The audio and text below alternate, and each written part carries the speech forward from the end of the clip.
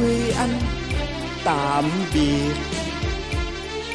Đây tình thương trao về ai, nâng ly rượu thắm đôi trao chút tình. Người ơi chớ quên câu thề, tình ta sẽ mãi không bao giờ xa.